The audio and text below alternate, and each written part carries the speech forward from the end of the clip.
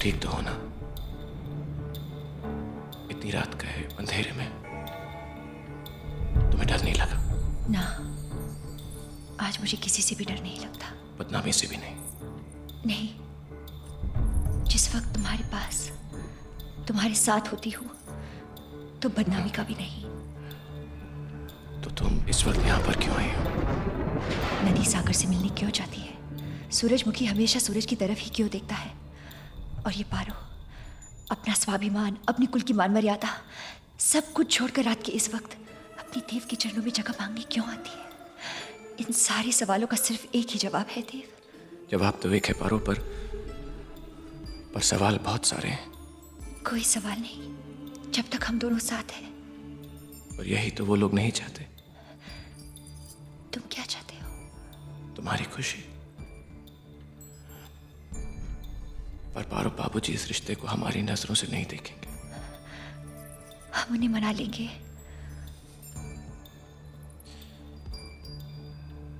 अगर वो नहीं माने तो? जहां प्यार होता है वहां परवाह नहीं होती देव। जहां आग होती है वहां पर धुआं तो उठता है ना पारो। और मैं नहीं चाहता कि हमारे परिवारों के बीच में लगे इस आग के धुएं में हम दोनों खो जाएं। खोना तो हर हाल में है देव, या तुम्हारे साथ या तुम्हारे बगैर। चलो, तुम्हें घर पहुंचा दो। साथ चलोगे? बदनामी से डर नहीं लगेगा?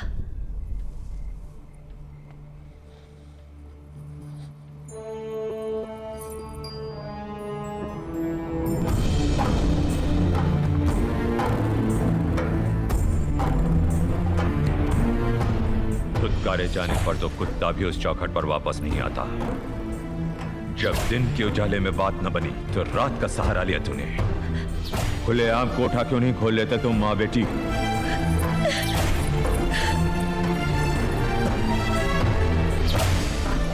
ऐसा मशवरा तो बाजार में खड़े होने वाला तल्ला भी अपनी बेटी को नहीं देता बाबूजी। देव!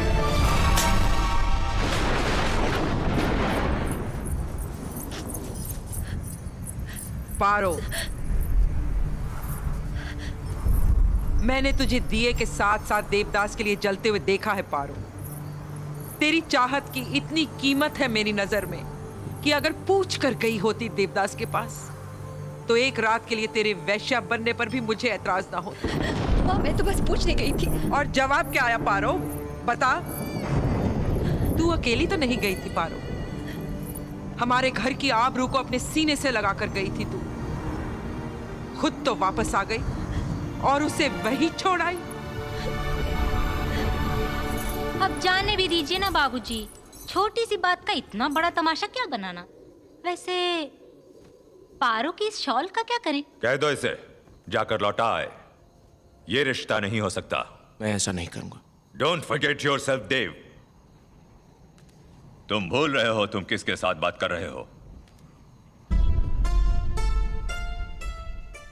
एक सरफिरे जमींदार से जो दूसरों के घर की बेटी को कोठे पर बिठाने की बात करता है। शरीफ घराने की लड़कियां रात के 2 बजे पड़ोसी के लड़के के कमरे से नहीं निकलती देव। कितना मजबूर होगा उसका प्यार, और उसे मजबूर आप लोगों ने किया। बस, मैं तुम्हारी कोई बहस नहीं सुनना चाहता। मैं भी आपसे बात नहीं करना चाहता। फाइन, फैसला हो चुका है। Case is dismissed. I object. Don't you realise हमारा कुल उनसे कई गुना ऊंचा है। I object. फिर भी खाते तो आप रोटी है ना। हमारा मान, मर्तबा, ओहदा इतना है, आवर फैमिली स्टेटस, अंग्रेजी सरकार तक हमारी खबर पहुंचती है। I object. क्योंकि चलते तो आप जमीन पर ही है ना। आसमान में उड़ते पंछी और पानी में तैरती मछली के बीच में कभी कोई रिश्ता नहीं हो सकता। आसमान में बसे भगवान और जमीन पर बसे इंसान के बीच में रिश्ता तो दिखा है ना।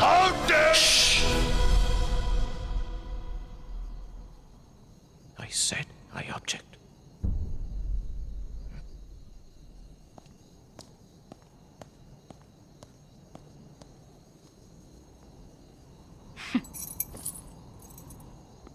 रुक जाओ देव, रुक जाओ। सब कुछ ठीक हो जाएगा। मैं बाबूजी के साथ बात करूंगा, पर तुम हवेली छोड़कर मत जाओ। नहीं भैया, क्या बचपना लगा रखा है देव? बाबूजी की छोटी सी तुम्हारे लिए बात छोटी बात होगी, मेरे लिए नहीं। सास से भी पूछ कर लेनी पड़े, नहीं चाहिए मुझे ऐसी जिंदगी। बेटा मेरी बात जाओ देव, हटिए आप। मेरी बात तो सुनो। देव रुको तो सही।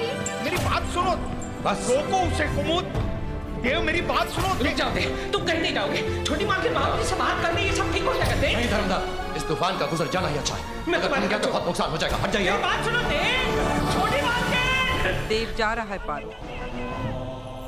तेरे साथ साथ आज उसके भी इम्तिहान की घड़ी है। आज ये भी देख ले, उसे प्यार की परवाह है या परिवार की। वो तुझे अपने साथ लेकर जाता है या छोड़कर चला जाता है।